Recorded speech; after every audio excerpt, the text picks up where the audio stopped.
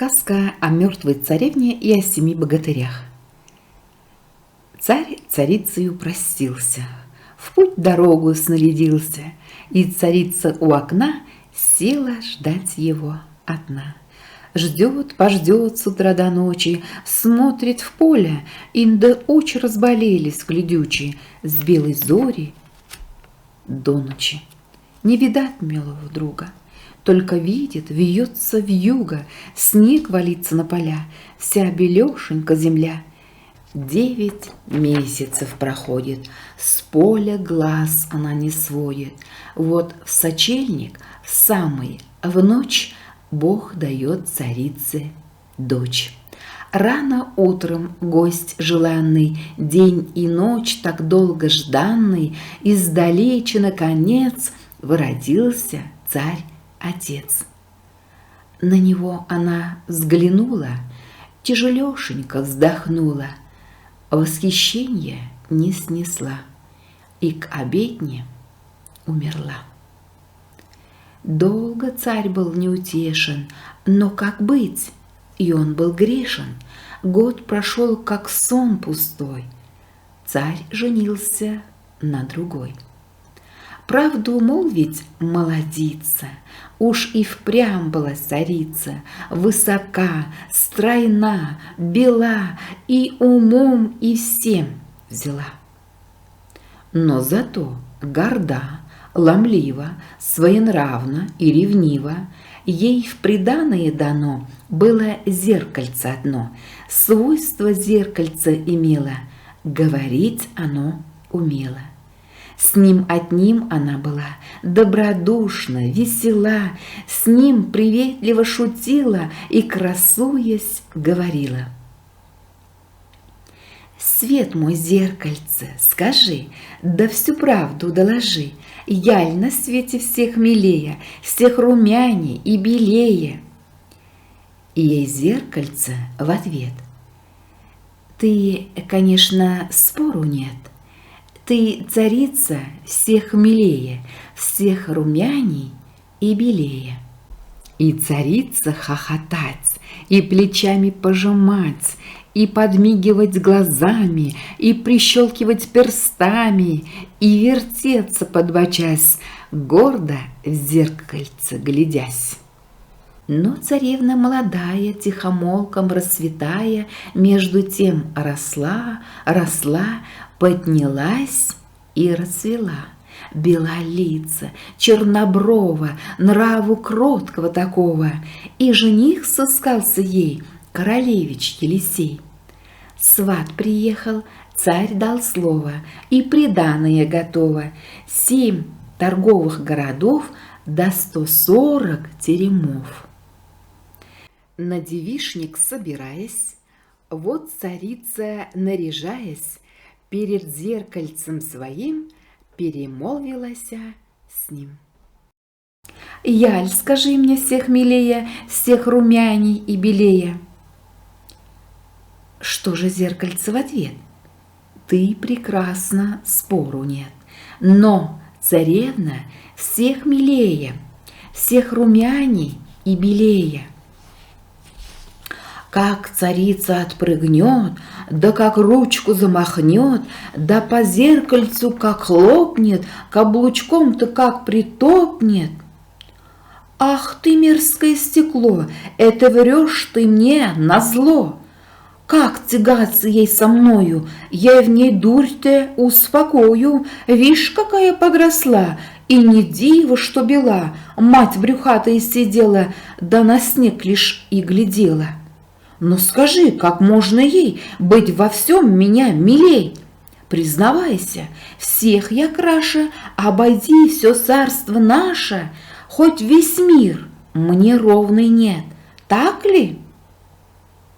Зеркальце в ответ: «А царевна все ж милее, все ж румяней и белее». Делать нечего, она черной зависти полна, бросив зеркальце под лавку, позвала к себе чернавку и наказывает ей, сенной девушке своей: «Весть царевна в глушь лесную и, связав ее, живую, под сосной оставить там на съедение волкам. Черт ли сладит с бабой гневной, спорить нечего. С царевной вот чернавка в лес пошла и в такую даль свела, что царевна догадалась и до смерти испугалась и взмолилась: «Жизнь моя, в чем, скажи, виновна я? Не губи меня, девица, а как буду я царица, я пожалую тебя». Та, в душе ее любя, не убила, не связала, отпустила и сказала: «Не кручинься, Бог с тобой», а сама пришла домой. «Что?» — сказала ей царица, — «где красавица-девица?» «Там, в лесу, стоит одна», — отвечает ей она, — «крепко связаны ей локти, попадется зверю в когти, меньше будет ей терпеть, легче будет умереть». И молва трезвонить стала: «Дочка царская пропала». Тужит бедный царь по ней, королевич Елисей, помолясь усердно Богу, отправляется в дорогу за красавицей душой, за невестой молодой. Но невеста молодая, до зари в лесу блуждая, между тем все шла дошла и на терем набрела. Ей навстречу пес, залая, прибежал и смолк, играя. В ворота вошла она, на подворье тишина. Пес бежит за ней, ласкаясь, а царевна, подбираясь, поднялась на крыльцо и взялась за кольцо. Дверь тихонько отворилась, и царевна очутилась в светлой горнице. Кругом лавки, крытые ковром, под цветами стол дубовый, печь с лежанкой из росовой. Видит девица, что тут люди добрые живут. Знать не будет ей обидно, никого меж тем не видно. Дом царевна обошла, все порядком убрала, засветила Богу свечку, затопила жарко печку, на палате взобралась и тихонько улеглась. Час обеда приближался, топот по двору раздался. Входят 7 богатырей, 7 румяных усачей, старший молвил: «Что за диво, все так чисто и красиво! Кто-то терем прибирал, да хозяев поджидал. Кто же? Выйдь и покажися, с нами честно подружися. Коль ты старый человек, дяди будешь нам навек. Коли парень ты румяный, братец будешь нам названый. Коль старушка, будь нам мать, так и станем величать. Коли красная девица, будь нам милая сестрица». И царевна к ним сошла, честь хозяям отдала, в пояс низко поклонилась, закрасневшись, извинилась, что де в гости к нам зашла, хоть звона и не была, вмиг по речи-то сползнали, что царевну принимали. Усадили в уголок, подносили пирожок, рюмку полную наливали, на подносе подавали, от зеленого вина отрекалась она. Пирожок лишь разломила, да кусочек прикусила, и с дороги отдыхать отпросилась на кровать. Отвели они девицу вверх во светлую светлицу и оставили одну, отходящую ко сну. День за днем идет, мелькая, а царевна молодая все в лесу не скучно ей у 7 богатырей. Перед утренней зарею братья дружно толпою выезжают погулять, серых утрок пострелять, руку правую потешить, срачина в поле спишить, или башку с широких плеч у татарина отсечь, или вытравить из леса пятигорского черкеса, а хозяюшкой в терему меж тем одна. приберет и приготовит, им она не прекословит, не перечут ей они, так идут за днями дни. Братья милую девицу полюбили, к ней в светлицу раз, лишь только рассвело, всех их 7 вошло. Старший молвил ей: девица, знаешь, всем ты нам сестрица, всех нас 7, тебя все мы любим, за себя взять тебя мы, все мы рады, да нельзя так, Бога ради, помири нас как-нибудь, одному женою будь. Впрочем, ласковой сестрою, что ж качаешь головою, аль отказываешь нам, аль товар не по купцам? Ой, вы молодцы честные, братцы вы мои родные, им царевна говорит. Коли лгу, пусть Бог велит, не сойти живой мне с места. Как мне быть, ведь я невеста, для меня вы все равны. Все удалые, все умны, всех я вас люблю сердечно, но другому я навечно отдана. Мне всех милей королевич Елисей. Братья молча постояли, да в затылке почесали. Спрос не грех, прости ты нас, старший молвил, поклонясь, коли так, не заикнуся уж о том. «Я не сержусь», — тихо молвила она, — «и отказ мой не вина». Женихи ей поклонились, потихоньку удалились, и согласно все опять стали жить да поживать. Между тем царица злая, про царевну вспоминая, не могла простить ее, а на зеркальце свое долго дулась и сердилась, наконец об нем хватилась. И пошла за ним, и, сев, перед ним забыла гнев. Красоваться снова стала и с улыбкой сказала: «Здравствуй, зеркальце, скажи, да всю правду доложи. Яль на свете всех милее, всех румяней и белее». Ей зеркальце в ответ: «Ты прекрасна, спору нет, но живет без всякой славы средь зеленой дубравой у 7 богатырей та, что все ж тебе милей». И царица налетела на чернавку: «Как ты смела обмануть меня и в чем?» Та призналась во всем, так и так. Царица злая, ей рогаткой угрожая, положила иль не жить, иль царевну погубить.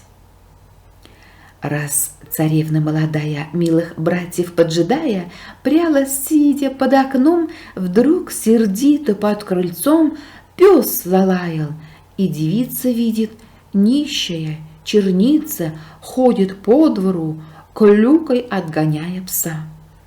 «Постой, бабушка, постой немножко!» Ей кричит она в окошко. «Пригрожу сама я псу и кое-что тебе снесу». Отвечает ей черница: «Ох ты, дитятка девица, пес проклятый одолел, чуть до смерти не заел. Посмотри, как он хлопочет, выйдь ко мне». Царевна хочет выйти к ней и хлеб взяла, но с крылечка лишь сошла, пес ей под ноги и лает, и к старухе не пускает. Лишь пойдет старуха к ней, он лесного зверя злей на старуху. Что за чудо! Видно, выспался он худо, ей царевна говорит. «Наш, лови!» И хлеб летит, старушонка хлеб поймала. «Благодарствую», — сказала, — «Бог тебя благослови, вот зато тебе лови». И к царевне наливное, молодое, золотое, прямо яблочко летит. Пес как прыгнет, завизжит, но царевна в обе руки хвать поймала. «Ради скуки кушай яблочко, мой свет, благодарствуй за обед». Старушоночка сказала, поклонилась и пропала.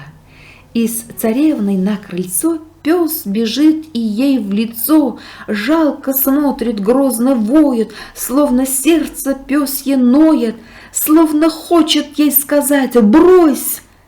Она его ласкает, треплет нежную рукой. «Что, соколка, что с тобою? Ляг!» И в комнату вошла, дверь тихонько заперла, под окно за пряжу села ждать хозяев. Оглядела все на яблоко. Оно соку спелого полно, так свежо и так душисто, так румяно, золотисто, будто медом налилось.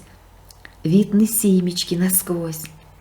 Подождать она хотела до обеда, не стерпела.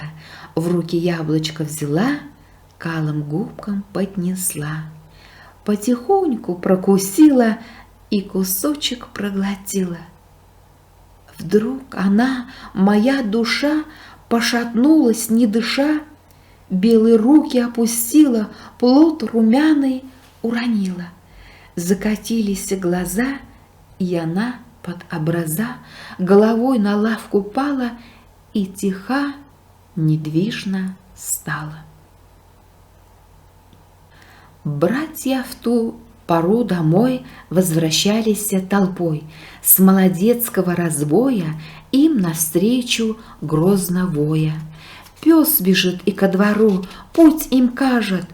Не к добру, братья, молвили, печали не минуем. Прискакали, входят, ахнули. Вбежав, пес на яблоко стремглав, с лаем кинулся, озлился, проглотил его, свалился и издох. Напоено было ядом, знать оно. Перед мертвую царевной братьев горести душевной все поникли головой, и с молитвою святой с лавки подняли, одели, хоронить ее хотели и раздумали. Она, как под крылышком у сна, так тиха, свежа лежала, что лишь только не дышала. Ждали 3 дня, но она не восстала ото сна.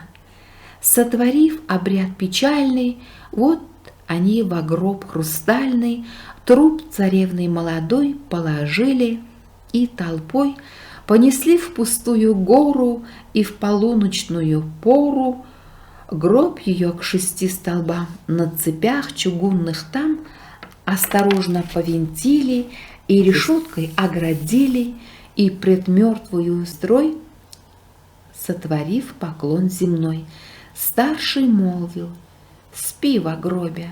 Вдруг погасла жертвой злобе на земле твоя краса, дух твой примут небеса. Нами ты была любима и для милого хранима, не досталось никому, только гробу одному. В тот же день царица злая, доброй вести ожидая, в тайне зеркальце взяла и вопрос свой задала: «Яль, скажи мне всех милее, всех румяней и белее». И услышала в ответ: «Ты, царица, спору нет, ты на свете всех милее, всех румяней и белее». За невестою своей королевич Елисей между тем по свету скачет. Нет, как нет, он горько плачет, и кого не спросит он, всем вопрос его мудрен. Кто в глаза ему смеется, кто вскорее отвернется, красно солнцу наконец обратился молодец. Свет наш, солнышко, ты ходишь, круглый год по небу сводишь, зиму с теплую весной, всех нас видишь под собой. Аль откажешь мне в ответе, не видала ли, где на свете ты царевной молодой, я жених ей? Свет ты мой, красно солнце отвечала, я царевной не видала, знать ее в живых уж нет. Разве месяц мой сосед где-нибудь ее да встретил или след ее заметил? Темной ночки Елисей дождался, в тоске своей. Только месяц показался, он за ним с мольбой погнался. Месяц, месяц, мой дружок, позолоченный рожок, ты встаешь во тьме глубокой, круглолицей, светлоокой, и обычай твой любя, звезды смотрят на тебя. Аль откажешь мне в ответе, не видал ли, где на свете ты, царевной молодой? Я жених ей. «Братец мой, — отвечает месяц ясный, — не видал я девы красной, настороже я стою, только в очередь мою, без меня царевна, видно, пробежала». «Как обидно, — королевич отвечал, — ясный месяц продолжал. Погоди, об ней, быть может, ветер знает, он поможет, ты к нему теперь ступай, не печалься же, прощай». Елисей, не унывая, к ветру кинулся, взывая: «Ветер, ветер, ты могуч, ты гоняешь стаи туч, ты волнуешь синее море, всюду веешь на просторе, не боишься никого, кроме Бога одного. Аль откажешь мне в ответе, не видал ли, где на свете ты, царевной молодой, я жених ей?» «Постой, — отвечает ветер буйный, — там за речкой тихоструйной есть высокая гора, в ней глубокая нора, в той норе во тьме печальной гроб качается хрустальный. На цепях между столбов не видать ничьих следов. В круг того пустого места в том гробу твоя невеста». Ветер далее побежал, королевич зарыдал и пошел к пустому месту на прекрасную невесту посмотреть еще хоть раз. Вот идет, и поднялась перед ним гора крутая, в круг нее страна пустая, под горою темный вход, он туда скорей идет. Перед ним во мгле печальный гроб качается хрустальный, и в хрустальном гробе том спит царевна вечным сном. Я гроб невесты милый, он ударился всей силой, гроб разбился. Дева вдруг ожила, глядит вокруг изумленными глазами и, качаясь над цепями, привздохнув, произнесла: «Как же долго я спала!» И встает она из гроба, ах, и зарыдали оба. В руки он ее берет и на свет из тьмы несет. И, беседуя приятно, в путь пускаются обратно. И трубит уже молва: дочка царская жива. Дома в ту пору без дела злая мачеха сидела перед зеркальцем своим и беседовала с ним, говоря: «Яль всех милее, всех румяней и белее». И услышала в ответ: «Ты прекрасна, слова нет, но царевна все шмелее, все румяней и белее». Злая мачеха, вскочив, об пол зеркальца разбив, двери прямо побежала и царевну повстречала. Тут ее тоска взяла, и царица умерла. Лишь ее похоронили, свадьбу тотчас учинили, и с невестою своей обвенчался Елисей. И никто с начала мира не видал такого пира. Я там был, мед, пиво пил, да усы лишь обмочил.